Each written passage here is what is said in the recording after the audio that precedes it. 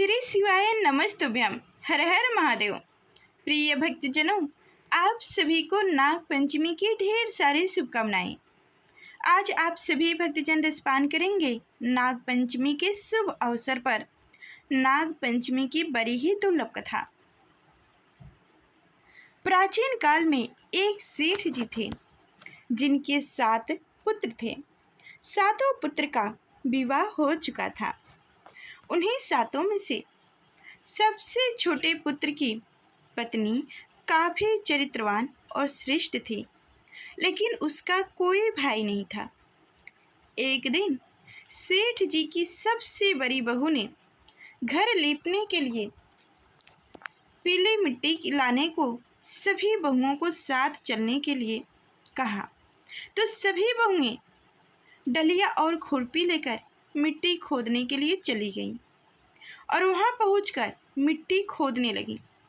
तभी वहां एक सर्प निकला। जैसे ही बड़ी बहू ने देखा तो उसे खुरपी से मारने की कोशिश करने लगी। ऐसे में छोटी बहू ने तुरंत उसे सर्प मारने से रोका। ऐसे में बड़ी बहू ने सर्प को नहीं मारा। ऐसे में सर्प उस स्थान से हटकर एक और जाकर बैठ गया। फिर छोटी बहू ने सर्प से कहा, मैं अभी लौट कर आती हूँ, तुम यहाँ से कहीं मत जाना। यह कहकर वह सबके साथ मिट्टी लेकर घर चली गई, लेकिन घर में काम काज के कारण सांप को दिया वादा भूल गई। जब छोटी बहू को दूसरे दिन वह बात याद आई तो वह सभी को साथ लेकर वहां पहुंची और सर्प को उस स्थान पर बैठा देख बोली, सर्प भैया नमस्कार।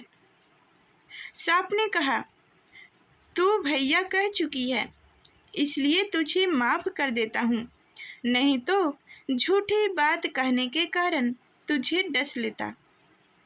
वह बोली, भैया मुझसे भूल हो गई, क्षमा मांगती हूँ। सांप बोला, अच्छा तू आज से मेरी बहन हुई और मैं तेरा भाई, तुझे जो मांगना हो मांग ले। वह बोली, भैया मेरा कोई भाई नहीं है, अच्छा हुआ जो तू मेरा भाई बन गया। कुछ समय बीतने पर वह सर्प मानुष का रूप लेकर उसके घर आया और बोला कि मेरी बहन को भेज दो। सब हैरान हो गए, क्योंकि सभी यही जानते थे कि छोटी बहू के कोई भाई नहीं था। तो सर्प बोला, मैं इसका चचेरा भाई हूँ, बचपन में ही बाहर चला गया था। ऐसा सुनकर घर के लोगों ने छोटी बहू को उसके साथ जाने दिया। उसने मार्ग में बताया कि मैं वही सर्प हूँ, इसलिए तू डरना नहीं और जहाँ चलने में कठिनाई हो वहीं मेरी पूँछ पकड़ लेना। छोटी बहू उसके कहे अनुसार उसके घर पहुँच गई। वहाँ के धन्य धान्य ऐश्वर्यों को देखकर वह चकित हो गई। एक दिन सर्प की माता ने उससे कहा, मैं एक काम से बाहर जा रही हूँ, तो अपने भाई को ठंडा दूध पिला देना। लेकिन छोटी बहू को ये बात ध्यान नहीं रही और उसने गलती से सर्प को गर्म दूध पिला दिया, जिसमें उसका मुख्य बुरी तरह से जल गया। यह देखकर सर्प की माता बहुत क्रोधित हुई, परंतु सर्प के समझाने पर शांत हो गई। तब सर्प ने कहा कि बहन को अब उसके घर भेज देना चाहिए। तब सर्प और उसके पिता ने उसे बहुत सा सोना चांदी जौरात वस्त्र आभूषण आदि देकर उसके घर पहुंचा दिया। इतना ढेर धन देखकर बड़ी बहू ने ईर्ष्या से कहा, तेरा भाई तो बड़ा धनवान है, तुझे तो उससे और भी धन लेना चाहिए। सर्प ने यह वचन सुना तो सब वस्तुएं सोने की लाकर दे दी। यह देखकर बड़ी बहू ने कहा, इतने इन्हें झाड़ने की झाड़ू भी तो सोने की होनी चाहिए।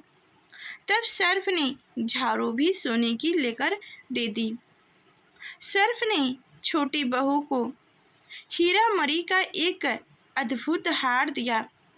उसकी प्रशंसा उस देश की रानी ने भी सुनी और वह राजा से बोली कि सेठ की छोटी बहू का हार यहाँ आना चाहिए।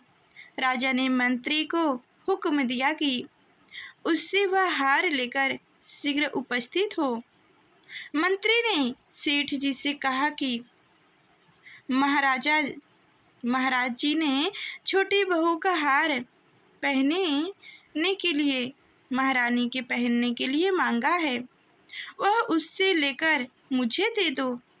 सेठ जी ने डर के कारण अपनी छोटी बहू से हार मांगकर दे दिया।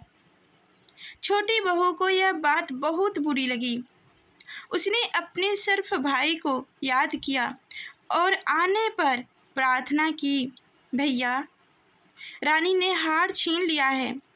तुम कुछ ऐसा करो कि जब वह हार उसके गले में रहे तब तक के लिए सर्प बन जाओ, और जब वह मुझे लौटा दे तब हीरे और मरियों का हो जाए। सर्प ने ठीक वैसे ही किया। जैसे ही रानी ने हार पहना वैसे ही वह सर्प बन गया। यह देखकर रानी चीख पड़ी और रोने लगी। यह देख राजा ने सेठ के पास खबर भेजी कि छोटी बहू को तुरंत भेजो। सेठ जी डर गए कि राजा ना जाने क्या करेगा। वह स्वयं छोटी बहू को साथ लेकर उपस्थित हुआ। राजा ने छोटी बहू से पूछा, तूने क्या जादू किया है? मैं तुझे दंड दूंगा। छोटी बहू बोली, राजन, मुझे माफ़ कर दीजिए। यह हार ही ऐसा है कि मेरे गले में हीरे और मोतियों का रहता है और दूसरे के गले में सर्प बन जाता है। यह सुनकर राजा ने वह सर्प बना हार उसे देकर कहा, अभी पहनकर दिखाओ। छोटी बहू ने जैसे ही उसे पहना वैसे ही हीरे और मोतियों का हो गया। यह देखकर राजा को विश्वास हो गया और उसने प्रसन्नतापूर्वक होकर उसे ढेर सारी मुद्राएं उपहार में दी। छोटी बहू घर लौट आई। उसके धन को देखकर बड़ी बहू ने ईर्ष्या के कारण उसके पति को सिखाया कि छोटी बहू के पास कहाँ से धन आया है। यह सुनकर उसके पति ने अपनी पत्नी से पूछा कि सही सही बता, यह धन तुझे कैसे कहाँ से मिली है। तब उसने सर्प को याद किया। बहन को मुश्किल में फंसता देख उसी समय सर्प वहाँ प्रकट हुआ और कहने लगा, जो मेरी बहन के आचरण पर संदेह करेगा तो मैं उसे खा लूँगा। यह सुनकर छोटी बहू का पति प्रसन्न हुआ और उसने सर्प देवता का सत्कार किया।